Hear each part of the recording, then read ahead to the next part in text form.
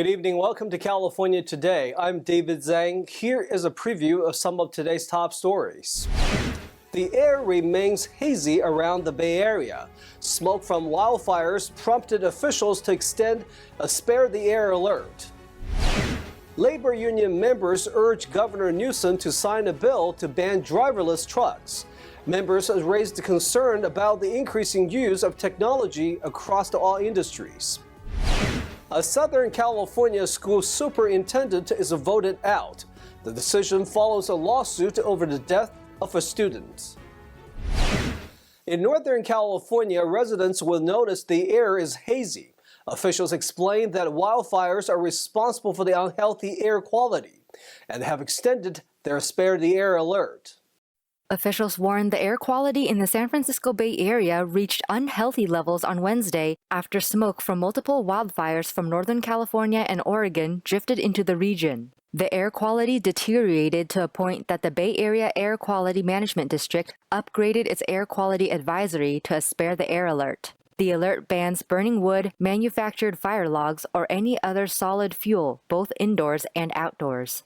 This alert has now been extended through Friday. The district said that the air quality is unhealthy for sensitive groups and unhealthy overall, and that the smoke now contains a fine particulate matter known by the particle size as PM2.5, which can have a major impact on people's health.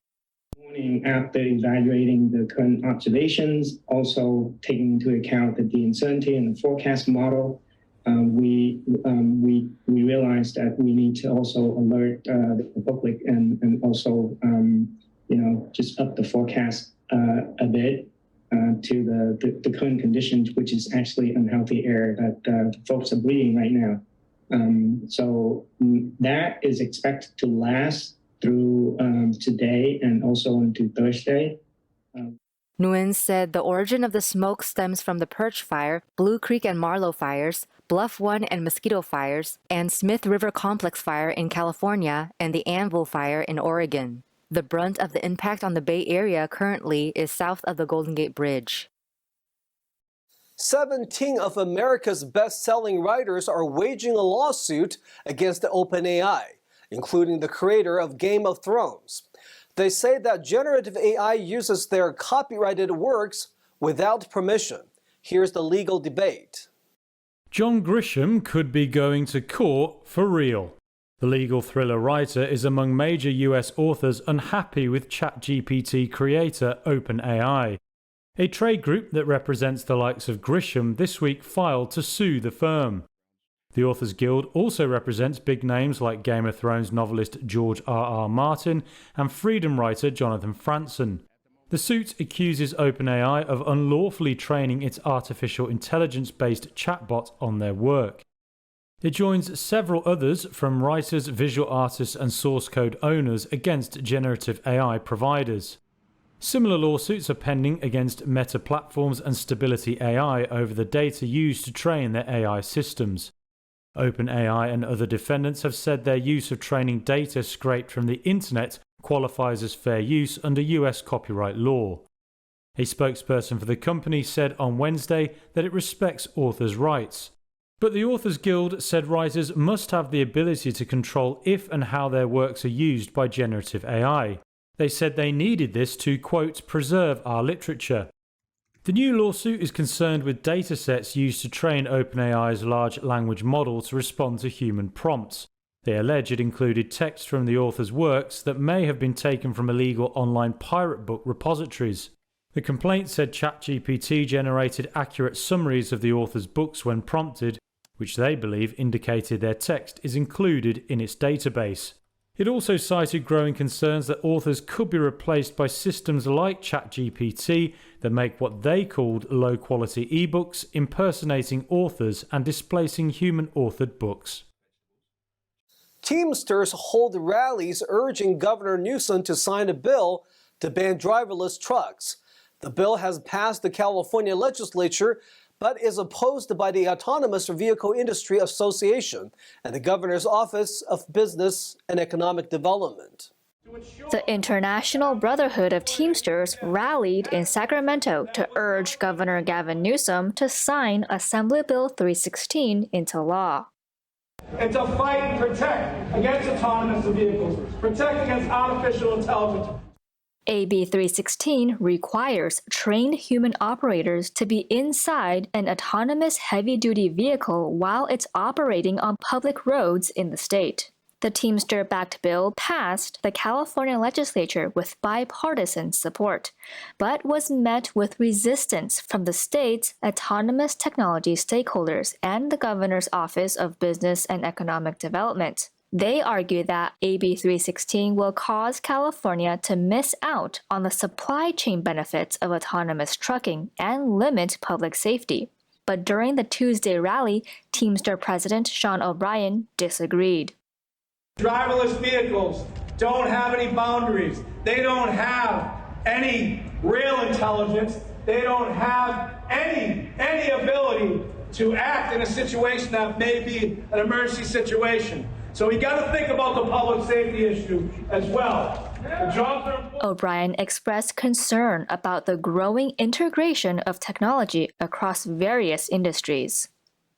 Now we have the opportunity today to send a message, not only Governor Newsom, but every other governor, every other state that wants to embrace technology. Technology is not the way to create middle-class jobs. It's a way to means to destroy them. Our brothers and sisters at WGA and SAG-AFTRA right now are fighting that artificial intelligence, fighting that technology tooth and nail. And we are going to stand toe-to-toe with our brothers and sisters, side by side, fighting technology in every single industry that it affects. AB 316 is now on its way to Newsom's desk for a final decision. The governor has until October 14th to veto or sign the bill into law. Drama unfolds in Moreno Valley as Superintendent Dr. Martin Rex Kezuora gets voted out amidst a $27 million settlement and a community divided over his termination. NTD's Stephanie Sikal has the story. The Moreno Valley Unified School District Board of Education voted to remove Superintendent Dr. Martin Rex Kezuora in a 3-2 decision after a lengthy closed-door meeting. This move follows the district's agreement to pay a $27 million settlement to the family of Diego Stoltz, a 13-year-old student who died from a traumatic brain injury after being assaulted by classmates in 2019. Stoltz's family sued the district, alleging that it had knowledge of ongoing harassment but failed to take preventive measures. The community is divided in its opinion, with some supporting the termination and others believing that the board is looking for a scapegoat. Steve Wallace, a volunteer for the district, spoke against Kezuora's termination. As many others have said here in the room, I mean, there are so many wonderful things that Dr. Kezuora has done for this district, for our kids, for our parents. I want to speak as a parent because I'm not an employee of the district, but as a parent, I couldn't ask for a better superintendent, and I emphasize the word superintendent. He is just awesome, and I know that you will lose me and many, many other volunteers if you guys decide to go down this road. Not that I'm anything important, but we're here because of Dr. Kezuora. Organizers have started a campaign to gather signatures to remove the board members who voted for Kezuora's termination, claiming he's unfairly blamed. While some parents praise Kezuora for his advocacy for public education and parental involvement, others are satisfied with his dismissal, alleging that he didn't respond to their concerns effectively. Louise Palomiris, an activist, expressed her support for the termination. I'm not talking about, oh, what a great guy Dr. Kezuora. In all of those arenas, he might be and he is, but not on this thing. How many times we were all protesting because you had a principal, Mrs. Johnson, running a prison over there at Valley View. Bathrooms closed. Bathrooms closed. That was bad. Kids had to run across the tardy street. Kids had to run across to go to the bathroom and get caught up in tardy street. Oh, Saturday school, we'll get some money out of that one. Yeah, so we're not talking about the great guy and the great things you do. We're talking about all the broken things, all the lawsuits that have happened under your watch. An interim superintendent has been appointed as the search for a permanent replacement for Kezuora begins. Stephanie Sikal, NTD News, Los Angeles. One neighborhood was jolted yesterday when a small plane made an unexpected crash landing on a quiet residential street. NTD's Christina Corona has more on the story.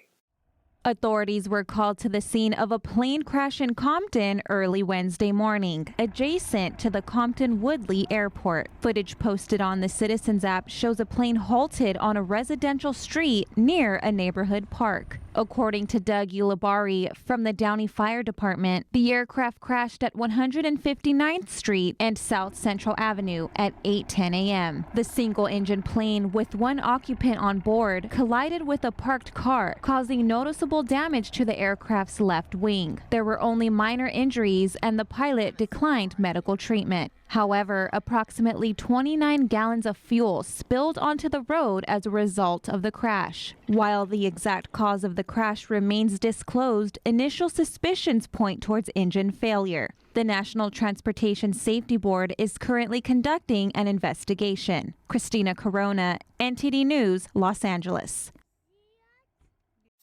We'll take a short break now, but here's a look at what we have for you when we come back.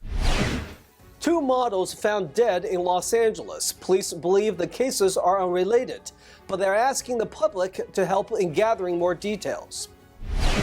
An expert shares more on how the human brain works.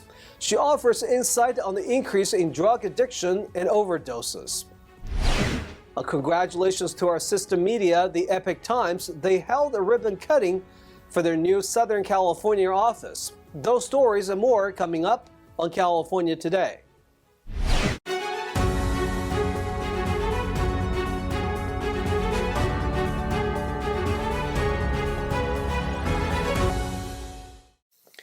Welcome back to California Today. I'm your host, David Zhang. In the heart of downtown Los Angeles, an unsettling mystery has gripped the city. Two models, both in the prime of their lives, have met tragic fates within the span of a week. NTD's Stephanie Secal has the story. Two vibrant lives, cherished by their families and adored by their community, have been tragically cut short.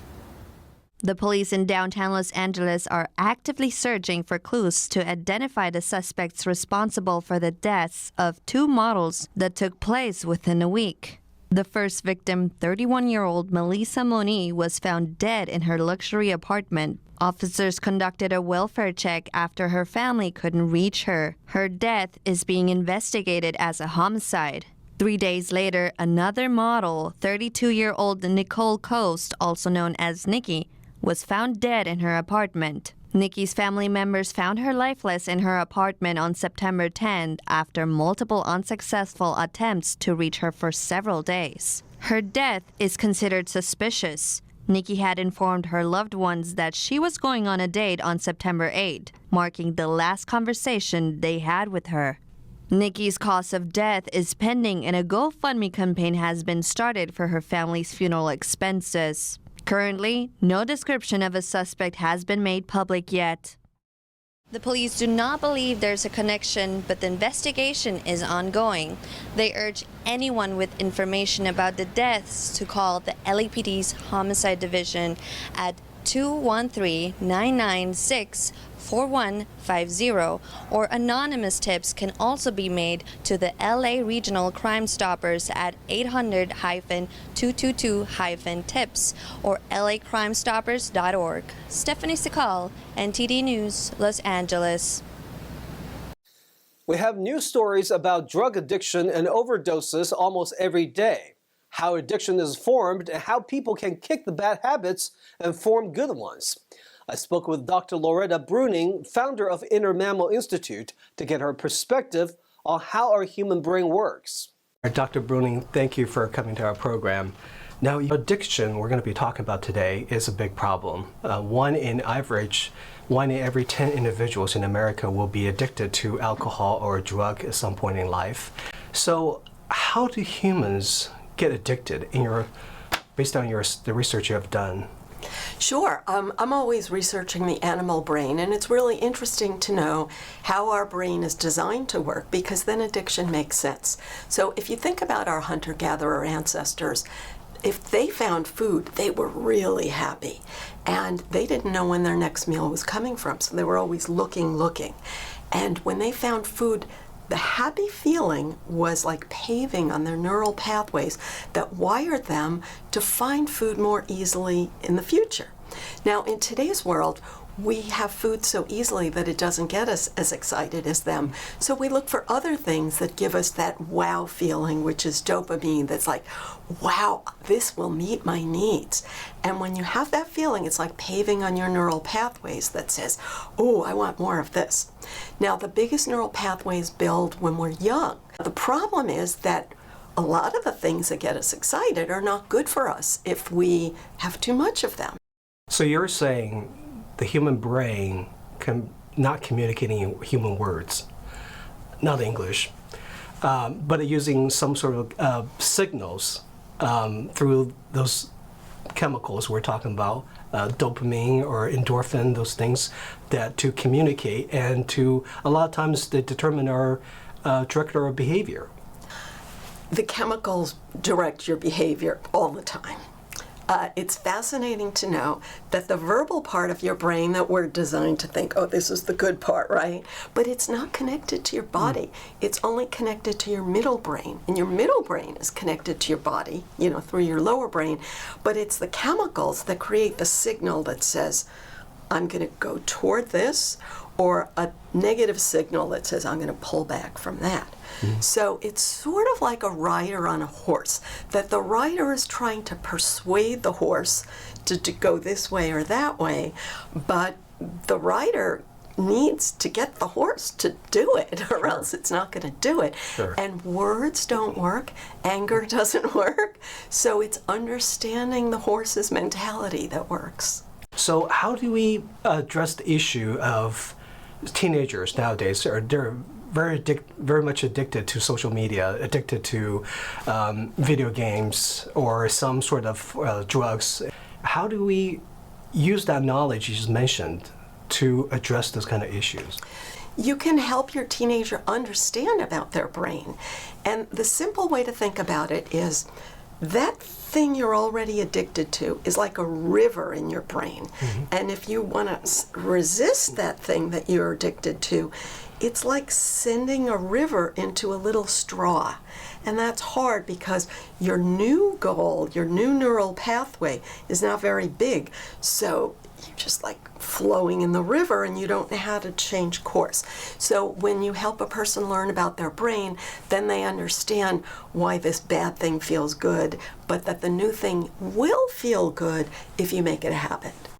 Not reward bad behavior, only reward the behavior you want and withhold yourself from rewarding the undesired behavior. The biggest reward is your respect, giving the child your respect when they do the desired behavior, breaking the desired behavior into really small steps so the person is really confident that they're going to be able to do the steps and get the reward. You have written several books on the subject. Which book would you recommend for people or their family members are dealing with addiction problems? Sure. Well, my introductory book, I think, is the best. It's called Habits of a Happy Brain.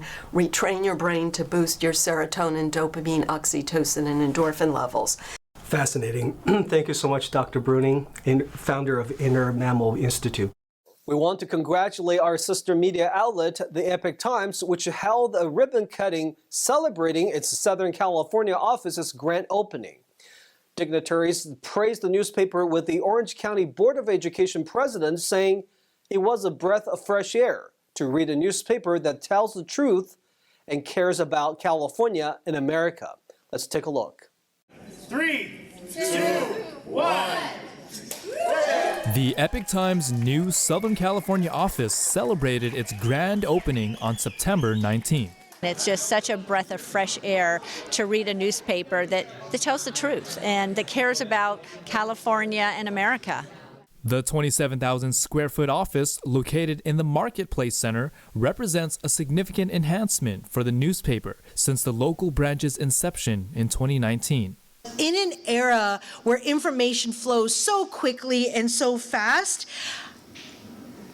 this is really where our democracy begins. And this organization is critical to our democracy. Together, we have to make California better. We are facing a lot of challenges in the state. During the event, the office received 7 certificates of recognition from elected officials. If we don't have newspapers, we don't know, the people don't know what's going on, and that transparency and accountability is absent in our lives. And we know we have a whole generation of people who don't read newspapers. General Manager Siamak Kurami expressed gratitude for the growth. I was very happy to see, we were very happy to see this much support from the community. All these leaders of the community in Orange County, California leaders came to our office to celebrate our opening. Kurami is also the host of California Insider, which has 300,000 subscribers and millions of views on YouTube and other platforms. His show has since been demonetized on YouTube. The Epoch Times story dates back to the early 2000s. Founder John Tong decided to start the newspaper after learning about the Chinese Communist Party's, or CCP's, persecution against the spiritual discipline Falun Gong. Tong said Western media had amplified CCP propaganda, so he wanted to create a media outlet free from influence. In California, Kurami says his news team has enthusiasm to persist as the community's voice. Our paper can bring people together. This is a paper that is for everybody. It doesn't matter your opinion, it doesn't matter your background, your thinking. You can participate and be part of our paper. You can bring your ideas to us, and we will report it fairly so that you can connect with other Californians. The Epoch Times is now the 4th largest newspaper in the U.S. Now let's check in with NTD's Carlos Reyes for our sports roundup.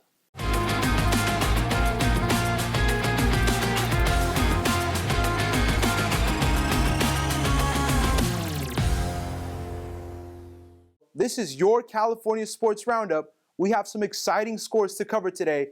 I'm Carlos Reyes. The San Jose Earthquakes fell to the Portland Timbers 2-1 on the road on Wednesday night at Providence Park in Portland, Oregon. Forward Matthew Hope made his first MLS start and scored his first goal for San Jose, and forward Cade Cowell became the youngest player in MLS history to earn 100 MLS appearances. The first half saw goalkeeper Daniel make a diving save against the Timbers free kick in the 25th minute to keep the game scoreless until just before halftime. The Quakes conceded a late goal in stoppage time to end the first half down 1-0. Portland would double their lead at the start of the second half, but San Jose would pull one back in the 60th minute from Hope. A volley from the right side by Cristian Espinosa was initially blocked by Portland's goalkeeper, David Bingham, but Hope followed up the deflection to fire a shot into the net, cutting the lead 2-1. The Earthquakes will now return home to host Nashville SC on Saturday, September 23. That is it for today's sports. Thank you for watching. I'm Carlos Reyes. Thanks, Carlos. That's all we've got for you tonight. We would like you to join us again on California Today every weekday at 8 p.m. Make sure to check out our broadcasts at ntd.com/California-today. You can also find all of our top latest clips there, ready to share with friends and family. Send us a message on Facebook, Twitter, Instagram, Ganjin World, or through our email, california.today@ntd.com. I'm David Zhang. Have a wonderful evening.